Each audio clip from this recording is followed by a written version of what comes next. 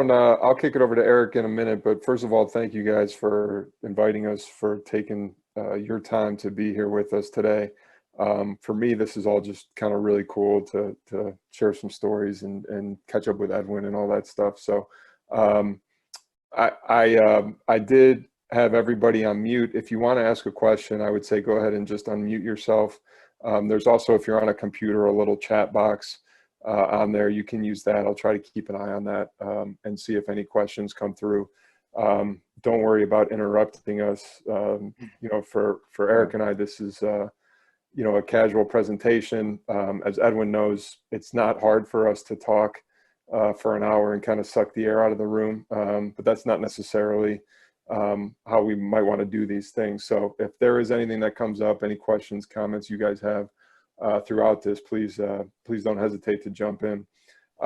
So I think we'll start, like Edwin said, we got, I think 4 topics from him that we'll go through. And I know he gave a little bit of Coach Flannery's background, but I think a great place to start would be Coach Flannery, yourself. Why don't you give a little bit of your background, your resume, now that you're decades into your coaching career, maybe give a little bit of how you first got started, what your coaching background is, and what we're doing now. Yeah, again, thanks for joining us. This is great. And as some of you may know, and I don't know if Edwin introduced it that way, but I coached him back in high school. And when I got the head job where I'm at now, I was 23 years old. Edwin was 18 years old. Edwin was very opinionated back then. He had all the answers. He was trying to be my assistant coach, I think, back then. So it's no surprise to me that he's got into coaching, that he's been successful. You know, he always worked hard. Really, really a great human being more than anything. And it's awesome to be able to reconnect with players. And I think all of you as educators and coaches feel the same. That's probably the most gratifying thing that we can do as coaches, is impact somebody else. And to be able to reconnect with former players is something that I've enjoyed tremendously. Tim, who's on here with me as well, he's my nephew, but he's also a former player and teammate of Edwin. So just keeping in touch with players has been a blessing. And I've been the head coach at my high school for 23 years now. I think Edwin had mentioned in that 23 years, we've won a couple state championships in our state in the big school. We've been to the Final Four, I think 11 times now, which is the most in the state of Ohio. I've coached the Jordan Brand Classic, the McDonald's All-American game.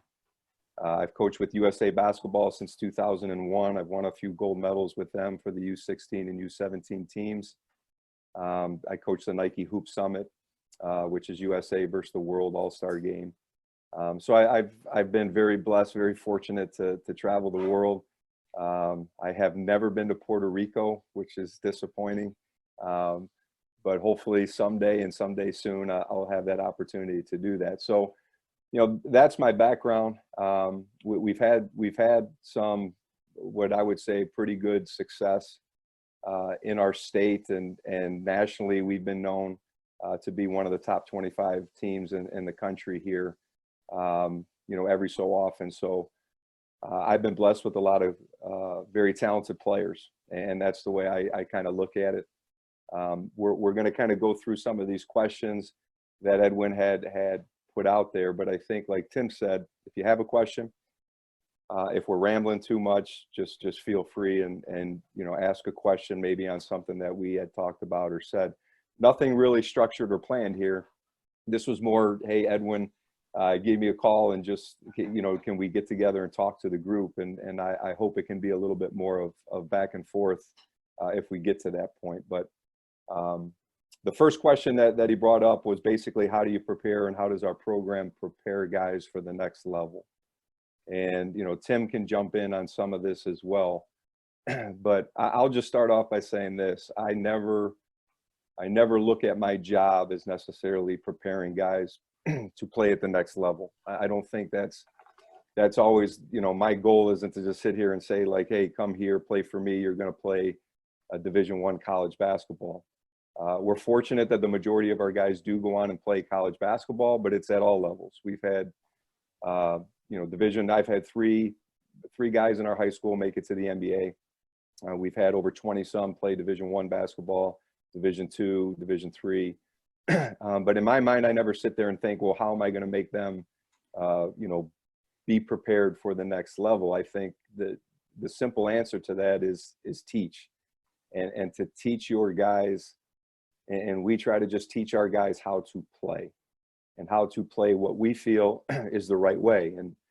And you can say, well, what is the right way? Well, in my opinion, the right way is doing things that you as a coach establish and what you want them to do, and then making them do that to the best of their ability. I am not somebody that's going to get extremely complicated with a ton of stuff. We're going to teach them, basic things with footwork and, how to read a screen, how to defend a ball screen, the different ways to do stuff like that. Sure, I talk to college coaches, and sure, we watch a lot of pro ball and college ball and try to adapt some of that stuff. But that, to me, is just teaching the game and trying to take it to another level if you feel like your players can get there. But one of the things that we try not to do ever is skip steps. You can't, just because a kid is, very talented, you can't all of a sudden just assume that he knows how to play. And I think that's one of the biggest mistakes that a lot of coaches make, especially younger coaches, is they just feel, hey, he's got some talent, so we don't need to work on some basic footwork principles or the basic drills, or just simply getting in the gym and shooting. So we're constantly just trying to prepare our guys of how to play the game. And it's our goal as coaches and teachers to just continue to teach and continue to teach. So when we walk on the practice court, or when we're doing things off of the court, it's always about just making them better players, and hopefully making them better people. And you just have to keep that in mind as you're going forward and you're teaching. Success kind of takes care of itself, in my opinion. And whatever level they deserve to play at, they will play at, if you have prepared them the way that you are supposed to prepare them. I'm not going to turn a 5'10" kid that can barely get up and down the floor to become a Division I college basketball player, because he probably doesn't have, the God-given ability to do some of that stuff. So you have to be realistic, you have to be honest, and you have to be straightforward with these kids as often as you can. And I think that's the one thing that we've done pretty much from the beginning, is always kind of just tell the truth and just continue to teach the game. And we feel like, people ask us about our system, like, what do we do? Do we play fast? Do we play slow? Do we press? Do we play man? Do we play zone? The answer is yes. We do pretty much all of it, but it's all based on the personnel that we have. If I have players that I feel can run, we're going to run. If I have players that I feel are better suited in the half court, we're going to play a little bit more half court. But in that time, we're teaching our guys how to play the game of basketball. So I'm not going to sit here and say, hey, we run flex offense all the time. We run the European ball screen offense. We run a 4-out motion. We run an open post motion. We do a lot of those things. But most importantly, every day in practice, we're simply teaching these guys how to play with the ball, how to play without the ball, reading screens, those types of things. And I think that has been fairly consistent in our program. And I think that's one of the, when you ask me about preparing guys for the next level, I've always just told coaches that, you can't worry about that. You have to worry about teaching your guys and just make sure that they understand how to play, and that you're getting the most out of their ability. Off the court with these guys, I actually have an assistant coach now that his primary source is working with colleges and working with the kids individually to make sure that they are getting all the information that they need, that they're making connections with college coaches, that they understand what level that they probably are going to play, and then do as much research as they can. And that assistant, that's his primary job throughout the year and during the off season, is to make sure that he's connecting with the kids and connecting with the coaches about, what is the best fit and where should he go to school, and just giving those kids and their parents, the best options available to them. So we're constantly trying to educate them on how to go get financial aid, what scholarships can do, how, if you're not getting a total athletic scholarship, how can we make up some of that money? How can we do different things? So I pretty much just designated somebody who does a really good job of it, of making sure that these guys are kind of prepared for college off the court in a lot of different ways there. Flan, I don't know if Yeah. you hear me here.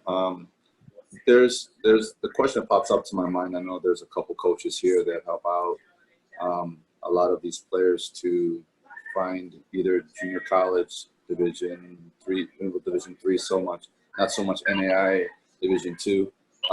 Briefly, can you speak about how scholarship works at each level? So they have a good background. Most of coaches think that it's a full scholarship. Sometimes it's not that way. If you can just talk a little bit about that. Yeah, pretty simply, it's, obviously Division I guys are going to get full athletic scholarships. They're getting their tuition paid for.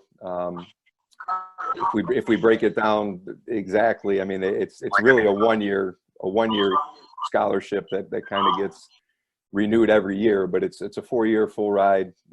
Kids nowadays, if you don't know, they not only do they get the tuition, they get the books, they get the room and board, they actually get a stipend of money now to take care of other things that they need. So Division I scholarship is what everybody obviously goes for. Here, Division II, basically most Division II universities have the option of 10 full scholarships in which they can break up any way they want. So they could recruit 14 guys and divide, give 5 guys full rides, and 8 guys they can split up any different way they want. So if tuition's $30,000, they could split up 15 and 15. That's how Division II, and NAIA is pretty similar to Division II. They're just not an NCAA sanctioned school. And Division III is basically like going to high school again. There's no money. There's no athletic scholarships. You go to school with financial aid, and you pretty much, go to college to play for the love of the game. And, I have 2 sons right now that are playing at John Carroll University, which is here in Cleveland. They're both, it's the Division III school. They're paying pretty much full tuition, which pisses me off. But that's what Division III basketball is. It's basically for the love of the game, and it's a high level. I mean, these kids can play, but they're not the top tier athletes, basically, that the Division I and Division II are. Hey, one thing I thought might be good for you to expand on is, talk about sort of the communication and the approach. And it might vary with sort of different levels of kids, but just sort of philosophically how you handle, communicating with kids one-on-one, how you handle communicating with their parents, and sort of the foundation of honesty that we try to establish with them through the process. Yeah, it's a great question, and I think honesty and just being straightforward is something that we've are pretty well established in. We open up every season. We open up with a parent meeting in which we talk to the entire group, and we talk to the parents about the expectations of their kids, the program. We just kind of go through a detailed Q&A too, if parents have questions about what to expect. As kids start getting into their, junior year and approaching their senior season, which is year 3 and 4 in high school, our approach is, we'll sit down one-on-one with the parents at some point just to explain the whole college, what level that we feel that they're at. I can honestly say I pretty much have the same conversation with every kid is you write down 5 schools that you think you can play at.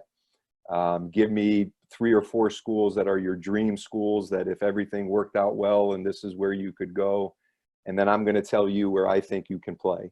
And between those lists and those types of conversations, we kind of come up with a plan of how we're going to attack this and where we're going to go. So I'm a big believer in communicating with the kid.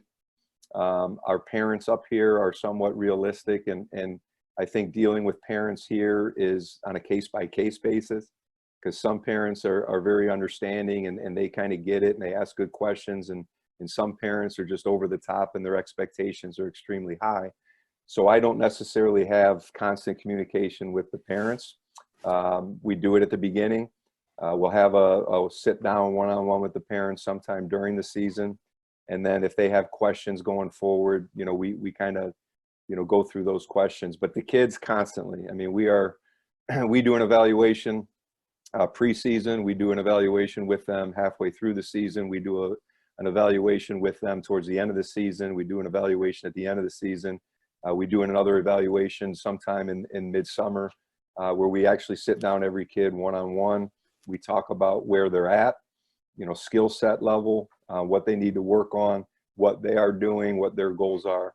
And then we kind of just keep going from there and build up that relationship. But communication to me with the kids is by far number one. And the parents, we can argue that a lot. A lot of people have different interpretations of that. Like, hey, you got to keep the parents in the loop constantly.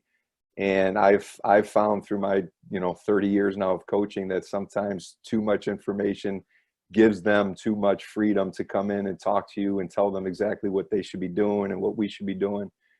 So I've kind of limited that, and they've respected that. And I think that they've kind of back off a little bit, and they understand. And to Tim's point, I am very, very straightforward and very honest with everybody. If I think your kid can play Division III, that's where I'm going to tell you he's going to go. I'm not going to sugarcoat it. And like I said, like, hey, if your dream school is Division I, I'm sure some of you have heard this before, but the great thing is you are who's recruiting you, right? So if there's no Division I coaches recruiting you, we can do whatever we want. We can send out film, which we do, and we can talk to schools. But if they're not recruiting you, that's because you're not a Division I player. And we do our best to promote our guys through film, through contact, through emails. But you are who you are. And I think if once you're straightforward and honest with the kids and the parents about that, the kids are usually pretty smart about it. They kind of get it.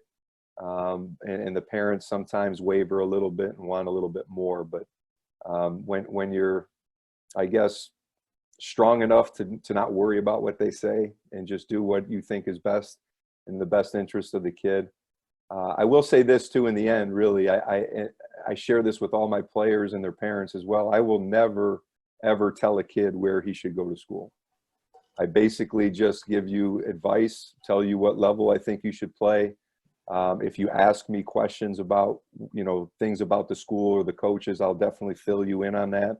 But I have never sat down and said, you're going to go to this school or this is where, you have to go or should go. That decision's on them. And, I've always said I never want a kid to come back to me and say, like, you told me to go here and it was a miserable experience or it wasn't a good fit. So kind of leave that up to them. And I think we maybe jump ahead to question 3 on the list, because I think it kind of fits into that when you talk about communication and that now, our season was ended prematurely as we were preparing for our regional final, which in Ohio was an Elite Eight game, and we had a team that had 8 seniors this year, and was ranked number 1 in the state and had aspirations for winning a state championship. So it was a bummer and it was abrupt, but it has brought us to the off season, which is where we're in now, although a little bit different standard as we're still kind of all stuck at home.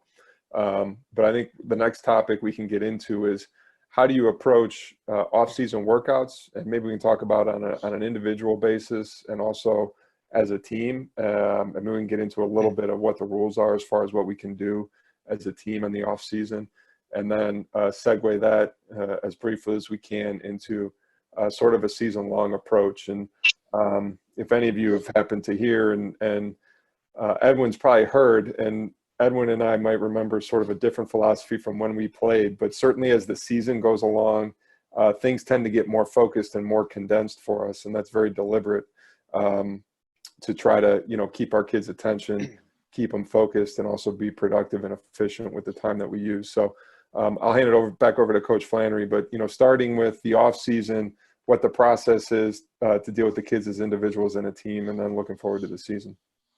Yeah, I think the first thing you need to understand is we have pretty strict rules in our state for what we're allowed to do, especially in the off season. So we're limited When our season ends, we have a dead period for 30 days where we're not allowed to have any contact with our players other than just talking to them. You can't have them in the weight room. You can't work with them. Anything basketball related, you can't do. After those 30 days are up, we have basically the month of April, May, because we're playing until the end of March. So the month of May is pretty much just open gyms. And Whoops, hold on. I muted the I wrong got guy. it. So in May, we kind of get into we have open gyms, which is just free play. And we get into our actual workouts, and I'll get into that in a minute. In the summer, in June and July, we're only allowed 10 days of actual instruction where we can be with our team and either coach them in a game or practice or do whatever you want with them for 10 days. So if you went to a tournament on a weekend with your team, you're allowed that in June, but that would count as 2 or 3 days if you spend that time with them, and now you're only allowed 7 other days. And if I meet with a group of guys for whatever reason, that would count as one of my days. Now, recently they made an exception that you're allowed to work out groups of 4. So if I had 4 kids that I wanted to do drill work with and stuff, I can do that as often as I want during those months as well. Then August is another dead period where we're not allowed to have any contact. And then we get back to school in September and October. And that's kind of our preseason again, where we get back to open gyms. We're not allowed to have structure practices or things like that. We can do the 4-person workouts. We can do open gyms, but that's it. And where we've come, I think the first thing I want to stress here too is I'm a big believer in time off and time away as well. I think we have so many kids nowadays that specialize in just basketball, which is one thing I don't encourage our guys to do. I think they should play multiple sports when possible. I think it's just good for them. It's good for their bodies. It's good for us as coaches. But some coaches think like, hey, I got to grind. And I think really if you spend some time away from your players, it refreshes a lot of things. Us as coaches, we need that break at times to just kind of get away and take a deep breath. I think the players, if they see that you can take some time off, I think they feel that maybe, hey, they can rest a little bit. But most of them typically don't. I mean, they want to play constantly. And we're fortunate now here at our school where we have basically a workout fitness guy. And he's at our school full time. He works with all the sports, so he's not just a basketball guy. He's a full-time guy. And he works with our guys, and he puts them on a regimen basically 3 days a week of lifting, Monday, Wednesday, Friday, other than August. And they're still allowed to get in the weight room as long as I'm not there. Outside of that, they're constantly in the weight room. They do a lot more of that type of training, where back when Edwin played for me and Tim, it was a lot more running and just doing a lot of, mile times and things like that, where today it's a little bit more structured into a lot of lifting and a lot of explosion and a lot of core things that are kind of specific towards our players. It's been well over 20 years where I had the opportunity to be with you. Believe me when I say that those training regimens are legendary. I still have nightmares of what we did back then. So I'm very happy that it's changed.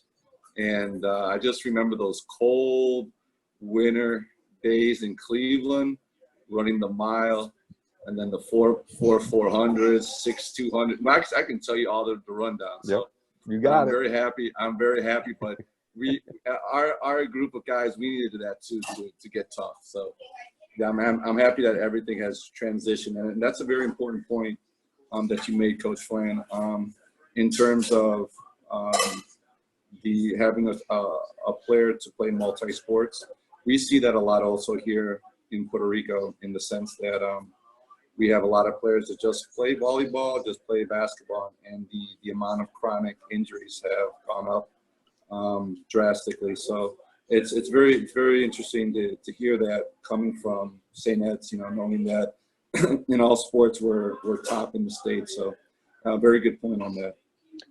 Yeah, and to follow up, a lot of people, again, if they don't know, they assume, like, hey, when you come to our school, or you're talking to me, it's all about basketball. And if I'm coming there, that's what I have to do. And when we sit down with them and they understand, like, hey, Coach Flan wants me to play soccer or football, or wants me to play baseball. I just think that gets a little more buy-in from the families too, that they understand and they appreciate, that you're willing to adapt to other things and allow kids to do. I tell guys all the time, I played 4 sports when I was in high school. I played football, basketball, baseball, and I was on the golf team. And I'm a hypocrite if I'm going to tell kids today not to do the same thing. Now, on that same note, nowadays, a lot of kids on their own and their families, they choose to focus on one sport. And we do have a lot of one sport athlete guys, guys that I think that are, probably scholarship when going back to Division I, Division II.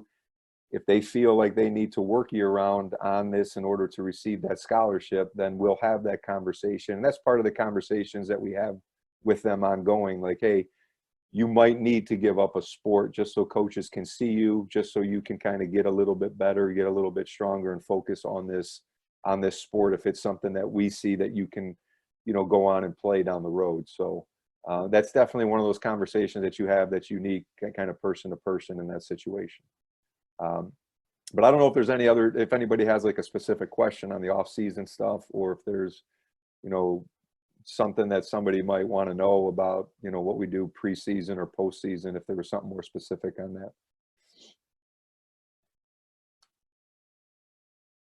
How about maybe generally on practice time and so that's a totally different, but part of our season, I think it's a great question. So where we're at, and I'm a big believer you have to be really efficient with your time as a coach. And I heard a coach tell me this, I think it was a year or two ago. As a matter of fact, Don Showalter, who's my mentor with USA Basketball and has been the head of USA Basketball, he mentioned this to me once, and I took it to heart. He said, coaches don't, players don't have bad practices, coaches do. And I really, really kind of, bought into that philosophy the last 2 years of when I'm looking at my team and we're having a bad practice because the energy's not high, or your practice plan wasn't that good, or something interrupted the practice. And typically, maybe in my younger days, I would sit there and get mad at the kids and get mad, like, why are you guys not, you're having a bad practice. But when I've refocused that mentality to me, like, what am I doing as a coach to make us have a good practice? That's when our practices, I think, consistently have been a lot better, where I sit back and say, all right, this is why do I think that we don't have a lot of energy today? Well, it's my job then to get on the guys to bring up the energy if that's what I feel is lacking. Did I design a bad practice today, and that's why it's kind of going sideways?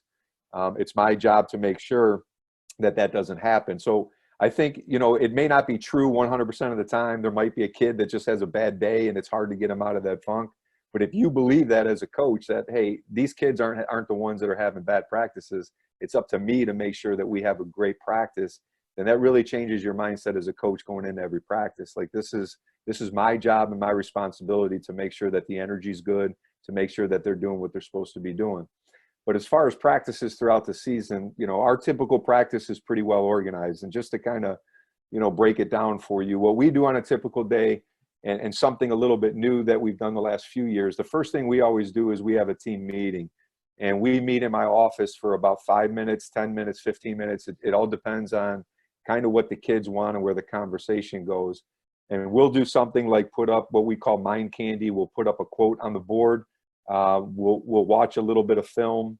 And with that quote, what we put down is, it might just be something philosophical. It might be something about life. It might actually be something about basketball. The kids will write it down in a notebook, so they take notes, so they keep this journal throughout the season.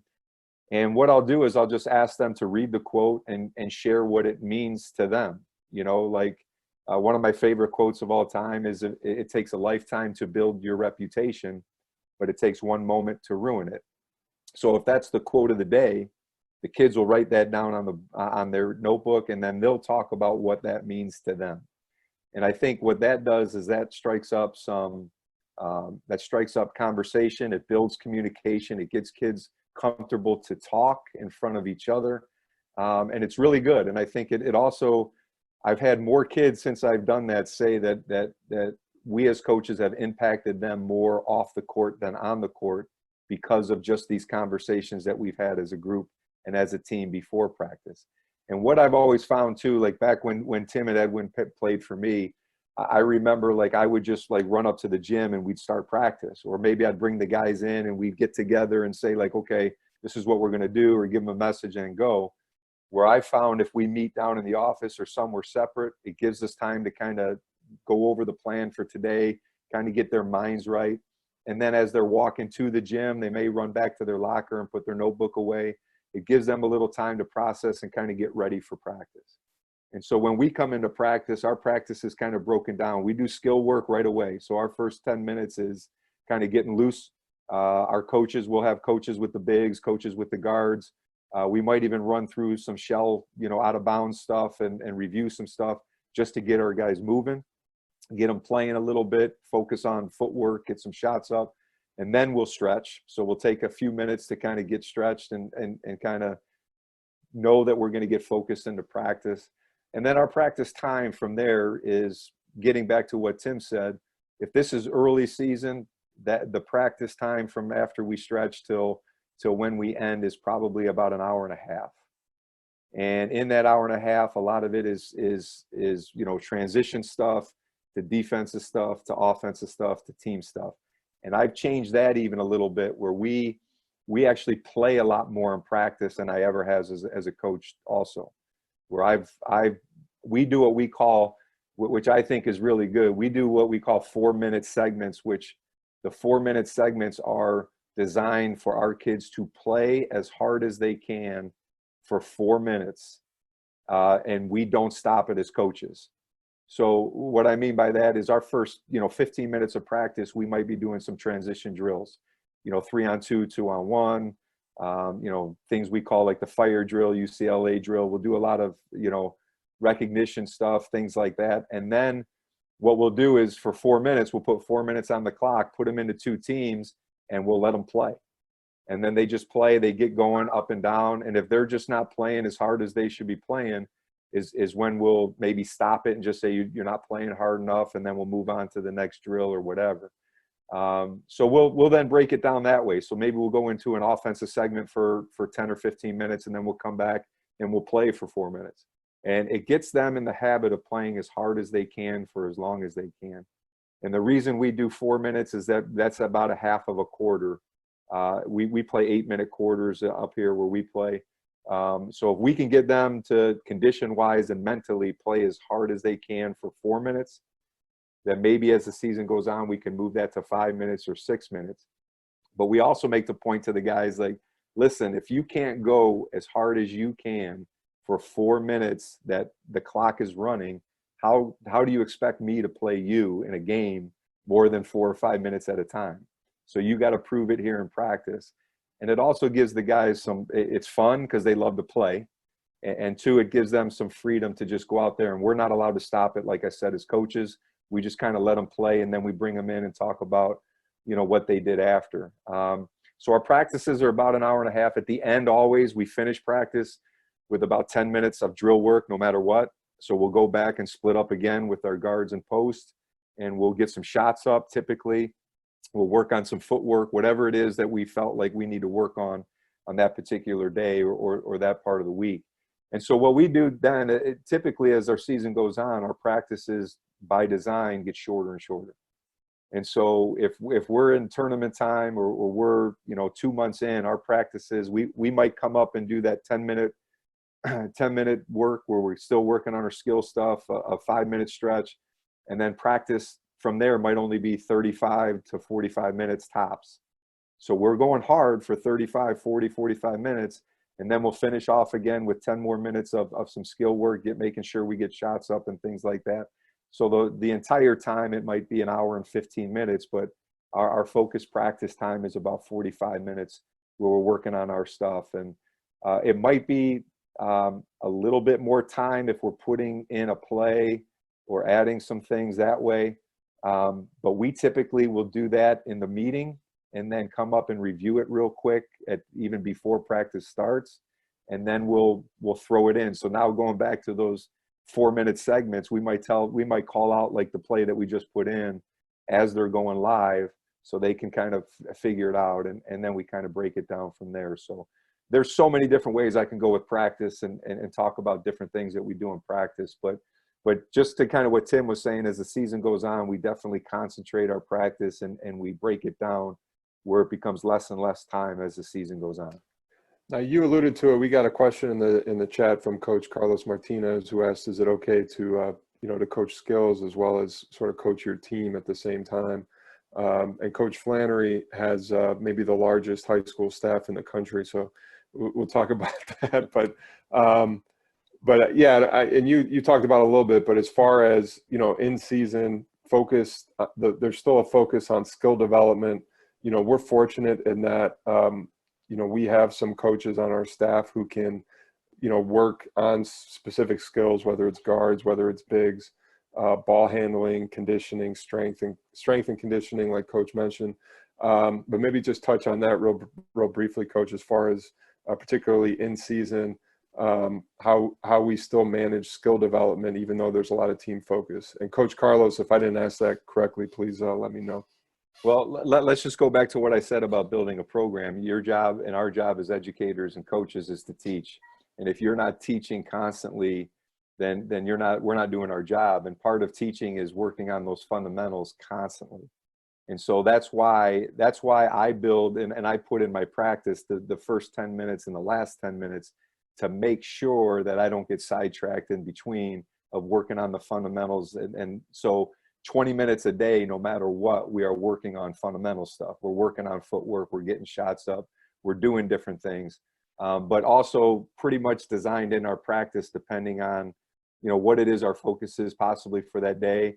We're breaking it down and we're working on fundamental skill things. And what you think is a fundamental skill thing as a coach may not be this, like I think personally, reading a screen or learning how to defend a ball screen or learning how to come off a ball screen, to me, is fundamental basketball, and that's important to teach. So we'll break that down and teach that quite a bit just in the middle of the practice. So we'll teach to ice a ball screen, to jam a ball screen, to double a ball screen or blitz it. We'll hedge it. We'll teach them all of these things throughout the year, maybe 6 different ways to defend a ball screen. Now, we won't necessarily use those during the season, but we know that our kids are prepared if we ever need to. Like, here comes tournament time and we're playing a guy that killing us on a ball screen and we need to blitz it or double it. So our kids have been working on that all year, so they know that they can do that. I think, you're doing a disservice to your kids if you're not constantly, 1, teaching them, how to play the game, and 2, not continually working on their skill set throughout just to make them better players. Does that answer that? Good. Okay. We got the electronic thumbs up. Nice. Like that. Anything else on that, or maybe we get to the next topic? I think we're about 40 minutes in, and no one's sleeping yet, at least that we can see. So that's good. It's all the guys that we can't see their faces. They got a nice cold beer in their hand, and they're like chilling.